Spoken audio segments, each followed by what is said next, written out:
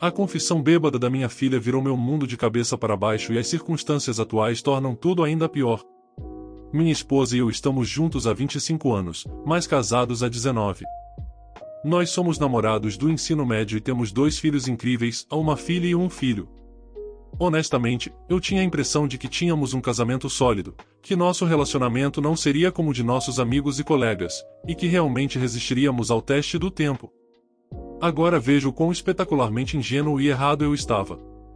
Minha esposa foi dona de casa durante a maior parte de nossas vidas adultas, algo com o qual concordamos, mas depois que nossos filhos foram para a faculdade, ela começou a se sentir inquieta, a síndrome do ninho vazio, acho.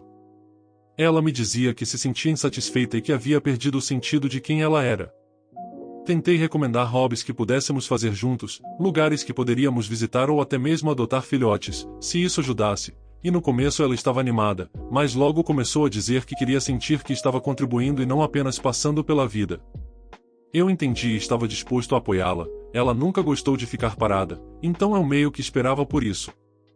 Ela reclamou para alguns amigos e um deles conseguiu para ela uma entrevista em uma imobiliária. Ela costumava trabalhar em uma antes de ter os filhos, e fiquei tão animado quanto ela quando ela aceitou. No começo, as coisas estavam indo muito bem, mas depois do primeiro ano, notei algumas mudanças. Ela começou a sair para beber com os colegas de trabalho, a mandar mensagens com mais frequência do que o normal quando estava em casa e em horários estranhos à noite. Ela até começou a usar um tipo específico de perfume e a vestir roupas mais sugestivas, nada muito revelador ou vulgar, mas roupas que realçavam mais a forma do seu corpo do que o habitual. Mas o que me deixou desconfiado foi quando vi acidentalmente uma mensagem de um colega de trabalho no celular dela. A não estava bisbilhotando, que parecia ser altamente inadequada e sedutora. Perguntei sobre isso e pude perceber que ela estava um pouco abalada, mas ela me assegurou que ele era apenas um amigo e que falaria com ele sobre suas mensagens inadequadas. Eu, não querendo ser um marido paranoico, ciumento e controlador, escolhi acreditar nela e deixei para lá, como eu queria não ter feito isso. O comportamento dela foi ficando cada vez mais estranho com o tempo. Ela começou a mencionar como queria ser mais espontânea na vida e até começou a fumar. Eu fazia piadas sobre como ela parecia estar vivendo o mesmo estilo de vida universitário que nossos filhos e sugeri que ela diminuísse o ritmo, mas ela soltou uma bomba quando mencionou, bêbada, depois de mais uma noite saindo, que talvez eu a estivesse reprimindo e a impedindo de brilhar. Fiquei completamente surpreso com isso e realmente acreditei que eu estava fazendo algo errado, então tentei fazer de tudo para melhorar o casamento, até marquei terapia, mas não deu em nada. Então, do nada, esse comportamento estranho parou. Minha esposa pediu desculpas pela maneira como agiu, disse que foi como se tivesse esquecido quem ela era, mas percebeu o que tinha em casa e sabia que não queria perder isso. Ela pediu demissão do emprego e começamos uma terapia de casal. Foi difícil no começo, mas as coisas melhoraram imensamente. Durante 2 anos, nosso casamento foi melhor do que nunca. Ela estava mais atenciosa, iniciava a intimidade com mais frequência e me cobria de carinho. O único problema era que a relação dela com nossa filha parecia estar em queda livre. Eu perguntava à minha esposa sobre isso, mas ela me dizia que era uma fase de crescimento ou uma coisa de mulher, e mais uma vez eu acreditava nela. A coisa engraçada é que, durante esse período, meu relacionamento com minha filha melhorou. Ela me ligava muito mais, encontrava comigo para tomar café ou almoçar com frequência durante a semana e até me comprava presentes, camisetas, e coisas do tipo. Eu sempre dizia a ela que não era necessário, mas ela insistia e eu sempre percebia que ela queria dizer algo, mas se calava. Uma tragédia ocorreu uma noite quando minha esposa voltava das compras e foi atingida por um motorista bêbado. Infelizmente, ela perdeu o uso das pernas e está em uma cadeira de rodas desde então. As coisas ficaram realmente difíceis e ela começou a sugerir que eu dormisse com outras mulheres, ao que eu obviamente recusei. Eu apenas atribuí isso à depressão dela e lembrei-a de que eu estava aqui para ficar porque amava mais do que a nossa situação. Isso na verdade a fez chorar e me perguntar por que eu era tão bom para ela ou o que ela fez para merecer isso. Novamente, eu atribuí isso à depressão e apenas tentei ajudá-la da melhor maneira possível. Algum tempo depois, fomos fazer nossos exames médicos e o médico nos chamou para informar que encontraram uma massa na garganta da minha esposa. Era de tamanho incomum e, como poderia ser cancerígena, eles teriam que fazer uma biópsia. Minha primeira reação foi de choque, enquanto minha esposa ficou apenas em branco a princípio, depois começou a rir. Começou pequeno e se tornou histérico, enquanto ela murmurava que isso era seu castigo.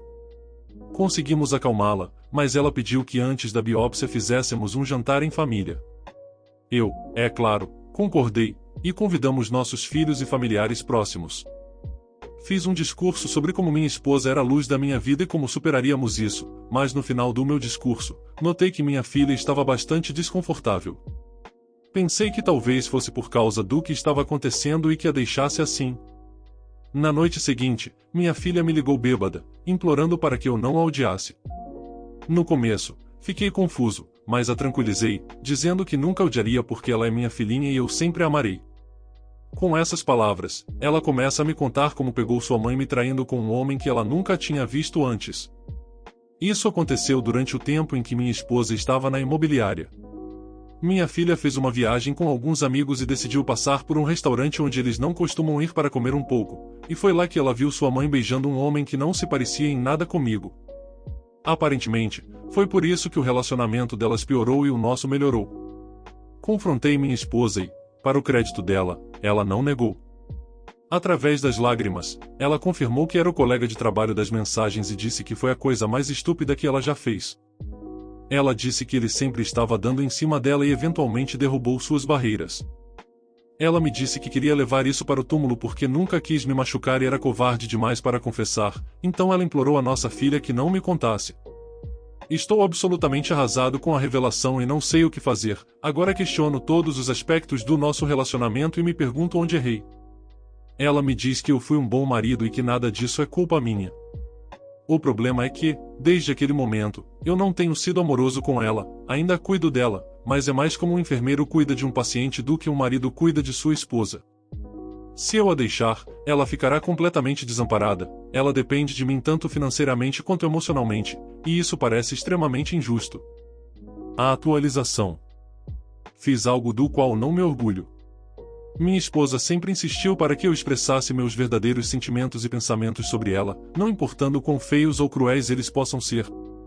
Não faz muito tempo, no final da tarde, enquanto eu preparava o almoço para ela, como sempre faço, quando eu estava prestes a deixá-la comer, ela de repente segurou minha mão e mais uma vez me implorou para dizer algo a ela, qualquer coisa, porque estava matando ela o modo como eu a estava tratando desde o nosso dia D.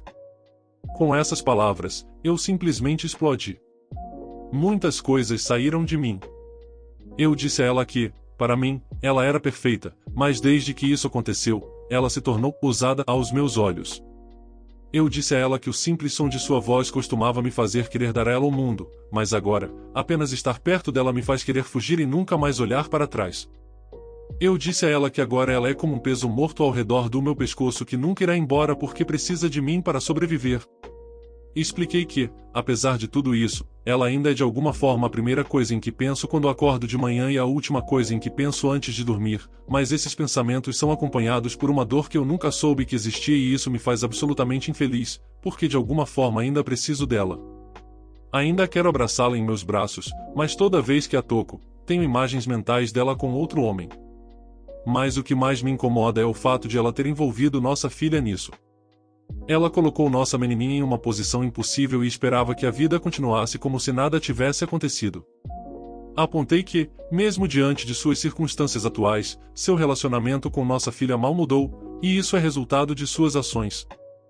Minha esposa apenas soluçava baixinho o tempo todo e, no final, simplesmente disse que merecia tudo o que estava por vir. Ela disse que tentou ao máximo se redimir pela decisão repugnante que tomou naquele momento e nunca parou de buscar o perdão de nossa filha. Ela explicou que me ver nesse estado a faz sentir como uma assassina e que ela fará absolutamente qualquer coisa para me ajudar a curar e me recuperar disso. Ela também acrescentou que queria que eu soubesse que, mesmo que eu nunca perdoe e acabe me divorciando dela, ela tem e sempre amará apenas a mim, que não se arrepende de nossa vida e casamento, porque é mais do que ela poderia pedir. Aparentemente, ela mal consegue se olhar no espelho por causa de quem estava olhando de volta para ela e ela nunca quis ser essa pessoa. Vejo claramente que ela se odeia pelo que fez, mas estou dividido sobre tudo isso. Eu nunca soube que era possível amar alguém intensamente e odiá-lo ao mesmo tempo.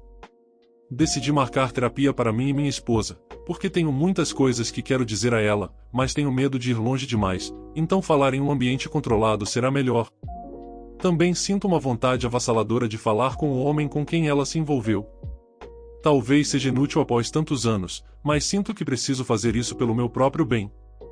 Quero saber quem foi o homem que teve a audácia de se intrometer entre um marido e sua esposa. Acredito que pedirei suas informações durante a sessão de terapia.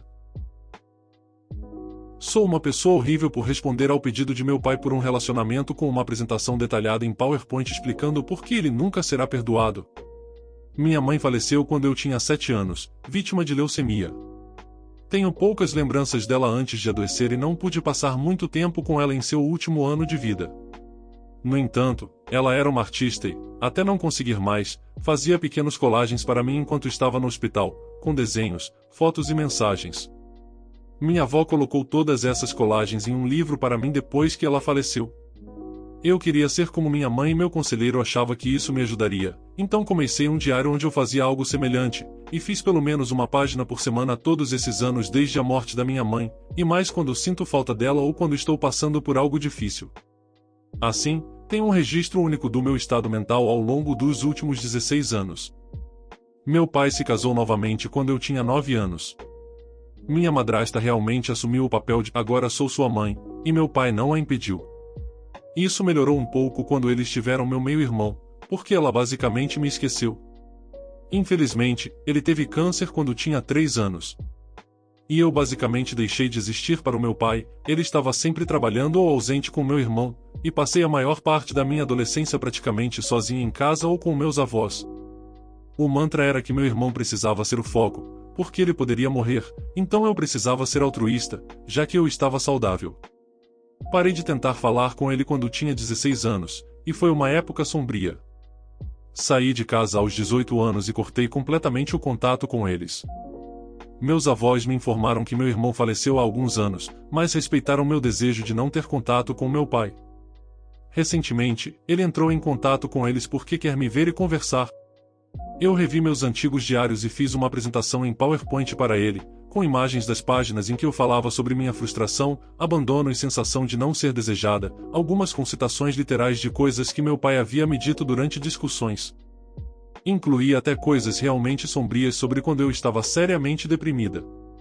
No final, coloquei uma foto de uma das colagens da minha mãe, onde ela havia escrito: "Lembre-se de que seu pai e eu sempre estaremos aqui para você", e eu escrevi: "Você falhou. Vá embora", embaixo. Eu senti que ele, sendo capaz de ver tudo aquilo do meu ponto de vista literal, iria comunicar melhor porque eu não o quero de volta, mais do que eu poderia fazer. Aparentemente, funcionou, mas um pouco demais, porque tenho sido bombardeada por familiares me dizendo que é compreensível eu não querer vê-lo, mas o que eu enviei o deixou arrasado e ele está completamente desmoronado depois de ler tudo, e foi cruel demais. Talvez tenha sido, eu sei que minha noção de crueldade às vezes é estranha, então sou babaca nessa situação? Edit, algumas notas de acompanhamento, já que surgiram nos comentários. Eu amava meu irmão. Não guardo ressentimentos contra ele. Ele era uma criança boa e eu gostaria que ele ainda estivesse conosco. Nada disso é culpa dele, para mim é totalmente culpa do meu pai e, em menor medida, da minha madrasta. Os pais me impediram de passar tempo com ele enquanto ele estava doente, então eu não teria permissão para estar lá por ele, mesmo que tivesse conseguido, ou que não consegui, pois também lutava para sobreviver. Tenho empatia. Entendo que meu pai perdeu, eu estava lá. Também perdi essas mesmas pessoas, além do meu próprio pai. Mesmo assim, para mim não há desculpa para excluir completamente seu próprio filho da sua vida, ao mesmo tempo em que impede que ele receba qualquer tipo de ajuda. Eu entendo a depressão e o colapso emocional, já estive lá, e mesmo não sendo adulta, consegui considerar o impacto do meu comportamento nas outras pessoas. Se ele estava tão mal, deveria ter me entregado para ser criada por outra pessoa. Os pais da minha mãe ofereceram e ele não concordou em me deixar ficar com eles em tempo integral.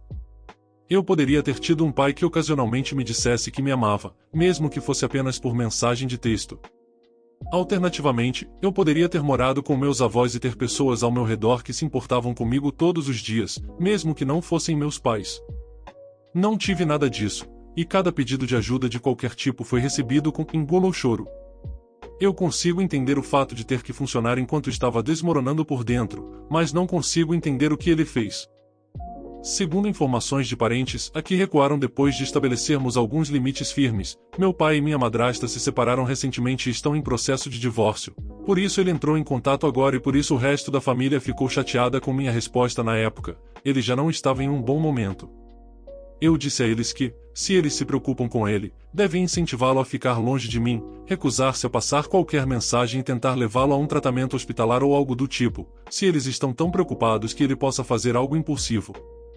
Eu não quero ter nada a ver com ele, disse a eles que não quero ouvir nada que aconteça a partir deste ponto, mas o restante da família o ama, então espero que ele se recomponha por causa deles. A atualização. Tive uma conversa com meus avós paternos durante as férias de Natal e mostrei a apresentação em PowerPoint a eles. Eles não tinham ideia de que as coisas estavam tão ruins como realmente estavam, ou que eu estava ativamente suicida na época e os acidentes que tive na adolescência não eram realmente acidentes. Então, embora eles achem que foi extremamente duro nas circunstâncias, eles entendem melhor de onde estou vindo, admitem que meu pai errou gravemente e que a família deveria ter se envolvido mais comigo, em vez de apenas apoiá-lo e a meu irmão. Eles disseram que, superficialmente, achavam que eu estava bem e apenas tendo dificuldades de adaptação, mas se soubessem das coisas descritas no diário, teriam insistido para que meu pai buscasse ajuda. Eles querem que eu me reconcilie com ele, mas entendem que pode ser tarde demais para isso, então concordaram em não mencioná-lo, a menos que eu faça isso primeiro, e não passar informações de nenhum dos lados. Portanto, isso foi realmente produtivo. Quanto ao meu pai, sei que muitas pessoas acham que vou me arrepender se não me reconciliar e perdoar de alguma forma, mas não tenho tanta certeza se isso é verdade. Tentei imaginar uma conversa com ele que não piorasse as coisas, e não consigo. No melhor cenário, ele está arrependido e pede desculpas de verdade, mas sinceramente acho que ouvir isso só faria com que eu o odiasse mais. No pior cenário, nada realmente mudou e eu tenho que me afastar antes de acabar com uma acusação de agressão. Também não consigo imaginar nenhum benefício real ou função em tê-lo na minha vida, então reconectar parece ser muito trabalho para nenhum ganho. No que diz respeito ao perdão, não sei se isso é realmente possível. Talvez a apatia. Até onde eu saiba, ele está vivo. Deixei bem claro que qualquer pessoa que tente me dar informações sobre ele sem que eu peça também será cortada, então provavelmente não vou receber mais atualizações. Prefiro simplesmente voltar a esquecer que ele existe. Quanto a mim, provavelmente estou tão bem quanto vou ficar. Tenho terapia e medicamentos. Consigo me passar por uma pessoa funcional na maioria das vezes. Meu acordo comigo mesmo é que tenho que pelo menos continuar por aqui até que meus avós maternos faleçam, para que eles não sofram, e então eu possa encerrar as coisas por eles. Enquanto isso, estou trabalhando em encontrar outras razões para viver. Talvez o desprezo, possivelmente. Dê sua opinião sobre os relatos nos comentários. O que você faria de diferente nessas situações? O vídeo foi feito com MT Carinho, então de um like e se inscreva aí. Obrigado.